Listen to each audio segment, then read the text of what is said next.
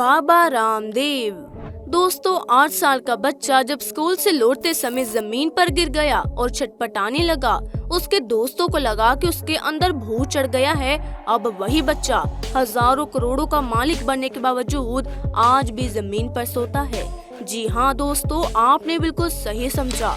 हम बात कर रहे हैं बाबा रामदेव की। गाड़ी के नाम पर स्कॉर्पियो से चलने वाले, मोबाइल फोन के नाम पर एक छोटा सा कीपैड फोन रखने वाले बाबा रामदेव की कहानी जितनी आसान लगती है उतनी है नहीं। और जब आपको उनकी जिंदगी का सच पता चलेगा तो आपके पैरों तले जमीन खिसक जाएगी।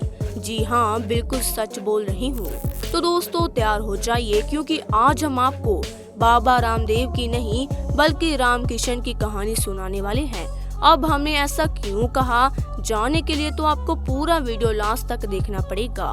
दोस्तों, हरियाणा के महेंद्रगढ़ जिले में साल 1965 को राम निवास यादव और गुलाबो देवी के घर में एक बेटा पैदा हुआ। उसका नाम रखा गया रामकिशन यादव, जिसे आज पूरी दुनिया बाबा रामदेव के नाम से जानती है।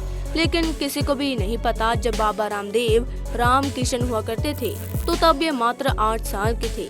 तब एक बार स्कूल से घर लौटते समय अचानक से जमीन पर गिर गए और छटपटाने लगे। दोस्तों को लगा कि उनका शरीर अकड़ क्यों गया है। उन्होंने सोचा कहीं इसके ऊपर भूत तो सवार नहीं हो गया। अगले दिन जब परिवार वाले रामकिशन नाम के बच्चे को सरकारी अस्पताल ले गए तो पता चला उसे लकवा मार चुका है। उसके शरीर का बायां हिस्सा खराब हो चुका है और अब उसे जीवन भर विकलांग की तरह जिंदगी बितानी होगी। लेकिन रामकिशन हार मानने वाले लोगों में से नहीं थे।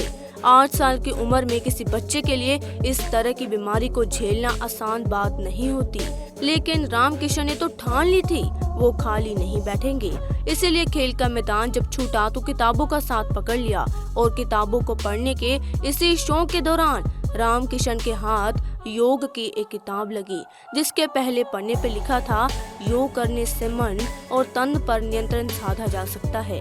इस किताब ने रामकिशन को बहुत ज्यादा प्रभावित किया। रामकिशन लगातार अपने विकलांग शरीर को ठीक करने के लिए योग करते रहे।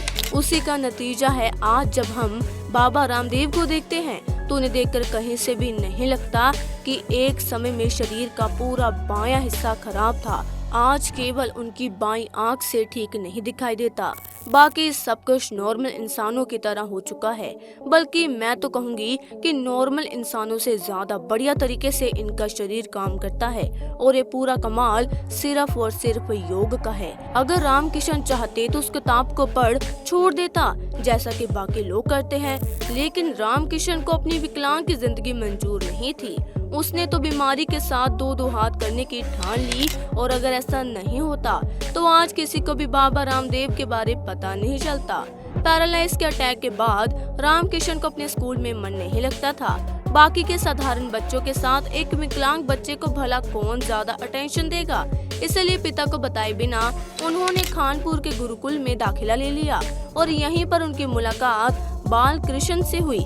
जी हाँ, वही बालकृष्ण जो न सिर्फ पतंजलि कंपनी के मालिक है बल्कि उसका पूरा कार्यभार भी संभालते हैं। पर क्या आपको मालूम है, इतना बड़ा कारोबार संभालने वाले बालकृष्ण का जन्म हरिद्वार के आश्रम में गार्ड के घर में हुआ था। जब पिता हरिद्वार की नौकरी छोड़ नेपाल में सेटल हो गए तो बालकृष्ण ने ठान लिया कि वह हरियाणा के गुरुकुल में संस्कृत सीखने जरूर जाएंगे और ऐसा ही हुआ। इसी दौरान रामकृष्ण और बालकृष्ण की मुलाकात हुई, लेकिन रामकृष्ण के नए दोस्त बालकृष्ण की ज्यादा दिलचस्पी जड़ी बूटियों में थी और बाबा रामदेव तो योग के अलावा अध्यात्म के सवालों को ढूंढने में लगे हुए थे। इन्हीं सवालों के जवाब की तलाश में कुछ साल बीत गए। वो जिंद जिले के गलवा आश्रम में चले गए और गलवा के से आश्रम में रामकिशन को अपना नया नाम मिला। दरअसल उनके गुरु आचार्य बलदेव जी ने कहा, रामकृष्ण इस देश के 2 प्रतीक पुरुष है, लेकिन दोनों की प्रवृत्ति में जमीन आसमान का अंतर है। एक मर्यादा पुरुषोत्तम राम जो अपनी मर्यादा को बचाने के लिए कुछ भी कर सकते हैं, तो वहीं दूसरी तरफ भगवान कृष्ण जिन्हें दुनिया इनके नटखट स्वभाव के कारण नटवर लाल के नाम से भी जानती है। गुरु ने कहा, तुम्हें इन दोनों में से किसी एक को चुनना चाहिए। तो रामकिशन को भगवान राम का मर्यादा पुरुषोत्तम वाला रूप ज्यादा प्रभावित करता था, इसीलिए उन्होंने राम नाम को चुन लिया और फिर आचार्य ने इसमें देव जोड़ दिया। जिसके बाद रामनिवास यादव का बेटा रामकिशन बन गया रामदेव। लेकिन कुछ सालों बाद रामदेव इस गुरुकुल को भी नमस्ते दुआ सलाम कहकर यहाँ से चलते बने। फिर हिमालय में गंगोत्री के पास अपने हिस्से का सत्य तलाशने पहुँच गए। 1993 में रामदेव जब हिमालय से नीचे उतरे तो हरिद्वार अटक गए। यहाँ पर उन्होंने योग सिखाने की शुरुआत की। पहले तो स्थानीय कारोबारियों को सिखाया, फिर उनके गुजरात के मित्र को जिसके बारे में पता चला तो वो रामदेव को गुजरात ले गए। रामदेव पर एक बड़े हीरा कारोबारी की नजर पड़ी और उसने एक बहुत ही बड़े स्तर पर बाबा रामदेव का शिविर आयोजित किया, जिसमें पहली बार 2000 से ज्यादा लोगों ने रामदेव के योग और योग से होने वाले चमत्कारों को देखा और उसी चमत्कार को आज पूरी दुनिया अनुलोम विलोम और कपालभाति के नाम से जानती है। और इसी चमत्कार के दम पर रामदेव बहुत बड़ा टेलीविजन ब्रांड बन गए। देखते ही देखते पतंजलि आयुर्वेद नाम की एक ऐसी कंपनी खड़ी हो गई जिसने हिंदुस्तान लीवर, नेस्ले, डाबर और भी कई स्थापित खिलाड़ियों की छुट्टी कर दी। एक ऐसी कंपनी जो आज 30,000 करोड़ का टर्नओवर लिए हुए है। एक लौती ऐसी कंपनी जो हर साल 100% से ज्यादा की ग्रोथ रेट हासिल करती है। तभी तो आज से महज 4 साल पहले इस कंपनी का टर्नओवर मात्र 10,000 करोड़ था, लेकिन 4 सालों में टर्नओवर 3 गुना बढ़ गया है। और अभी तो कंपनी की शुरुआत भर है, आगे तो बहुत सारी ऊंचाइयों को छूना अभी बाकी है। तो दोस्तों, रामदेव योग सिखा रहे थे और जड़ी बूटियां बना रहे थे, जिसमें उनकी और उनके साथी बालकृष्ण की बहुत ज्यादा दिलचस्पी थी। लेकिन ये दोनों व्यवसाय इतने बड़े यौगिक साम्राज्य में कैसे तब्दील हो गया, ये अपने आप में बहुत बड़ा सवाल है, जिसको लेकर कहानियां भी है और इल्जाम भी है, जिन्हें एक एक करके जानने की कोशिश करते हैं। दोस्तों, बाबा रामदेव के योग को सबसे बड़ी पॉपुलैरिटी टेलीविजन के जरिए मिली। 1995 में ये कई बड़े शिविरों का आयोजन करने लगे थे।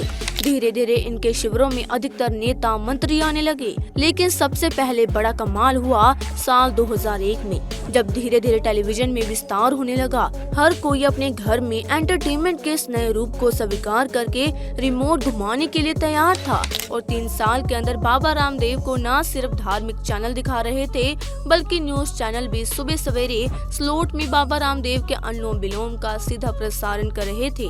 आज भी स्थिति है कि बाबा रामदेव औसतन 24 घंटे के टीवी में अलग अलग चैनलों को जोड़ लें तो 18 घंटे से ज्यादा का विज्ञापन करते नजर आते हैं। हर विज्ञापन में एक न एक बार तो बाबा रामदेव के प्रोडक्ट नजर आते हैं। अब ये हाल है कि इनके बैनर के तले खुद एक ब्रॉडकास्टिंग कंपनी चलाते हैं, जिसके 5 चैनल हैं, जो लगातार बाबा रामदेव का, उनके विचारों का और उनके योग का प्रचार करते रहते हैं। देखा जाए तो बाबा रामदेव की सफलता बहुत बड़ी है, लेकिन सवाल आता है कि बाबा रामदेव देश के बाकी के योग ऋषियों के मुकाबले इतने ज्यादा सफल कैसे हुए।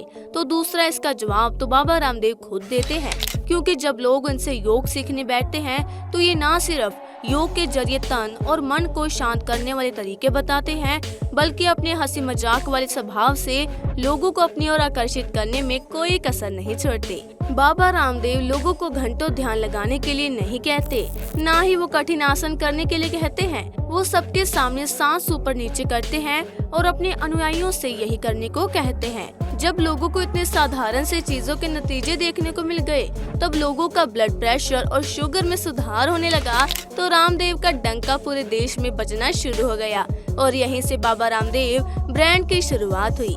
हाँ, कहने वाले तो कहते हैं कि इन्होंने इतनी बड़ी कंपनी खोलने के लिए घपलेबाजी की है, धोखा दिया है। लेकिन आप खुद बताइए, जिस इंसान ने केवल सांस ऊपर नीचे करवा कर लोगों पर इतना अच्छा खासा प्रभाव डाला है, वो अगर कुछ बेच रहा है तो गलत नहीं बेच रहा होगा। और लोगों की इस सोच का नतीजा है कि आज बाबा रामदेव का पतंजलि ब्रांड केवल उनके नाम से हजारों करोड़ों रुपए का मुनाफा कमा रहा है। तो दोस्तों, ये थी बाबा रामदेव की पूरी कहानी। अब आपको इनके बारे में क्या कहना है, हमें कमेंट सेक्शन में जरूर बताइएगा। और इसी तरह के इंटरेस्टिंग वीडियोस को देखते रहने के लिए हमारे चैनल को सब्सक्राइब जरूर कर दीजिएगा और घंटी के बेल आइकन को प्रेस करना ना भूलें, ताकि ऐसे इंटरेस्टिंग वीडियोस आप तक सबसे पहले पहुंचे। तब तक के लिए धन्यवाद। मिलते हैं ऐसे इंटरेस्टिंग वीडियो के साथ।